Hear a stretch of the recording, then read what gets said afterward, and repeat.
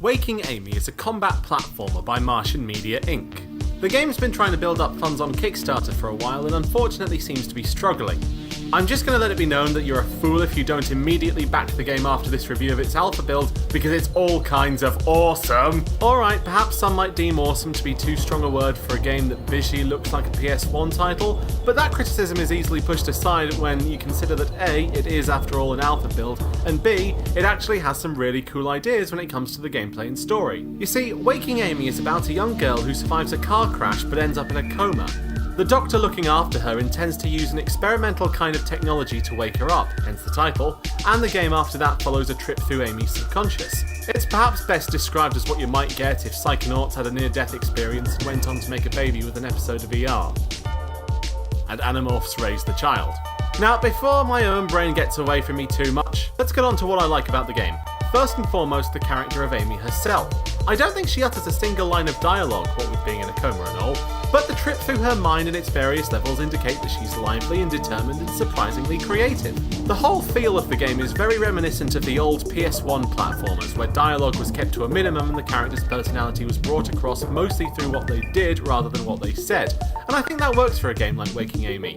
Sure, there are a few cutscenes here and there, but unlike certain professional platformers that I could mention, their brevity and the simple manner in which they convey exposition means that the flow isn't harmed in any way. Heck, even the voices aren't that bad. Okay, the actors aren't exactly Matthew Mercer and Michelle Roth, but I don't think they're as bad as some people keep saying. The big gimmick of Waking Amy's gameplay is that her creativity allows her to morph into anthropomorphic animals. For the alpha build, you get to play with her in a jellyfish state, which was a lot cooler than I thought it was going to be. You use her tentacles to strike enemies, and occasionally you'll have the pleasure of being able to electrocute them. This alone was a pretty original power-up. You'd never see the likes of Mario transforming into calamari, but it was made all the better by how thematic the level was.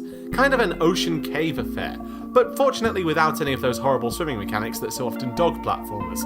Although I will say that it seemed kind of weird that falling in the water kills her. A jellyfish that can't swim, what kind of sense does that make?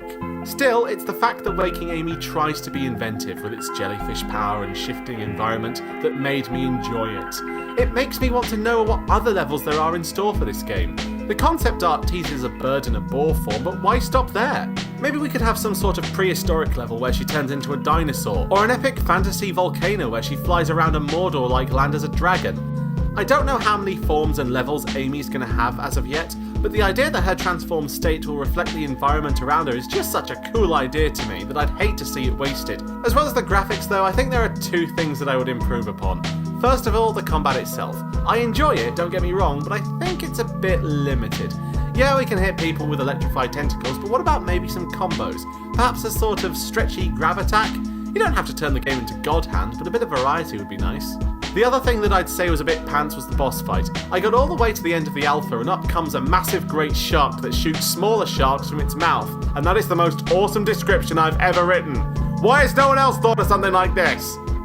Sadly, the fight itself boils down to little more than dodge attack, strike, boss, repeat. Sure, there were some explosive crates, but if you're meant to use them as part of a winning strategy, I couldn't figure out how to do that without getting blown up myself.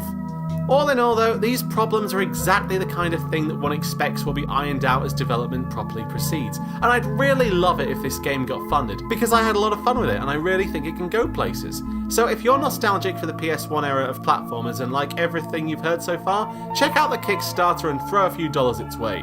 Before it's too late.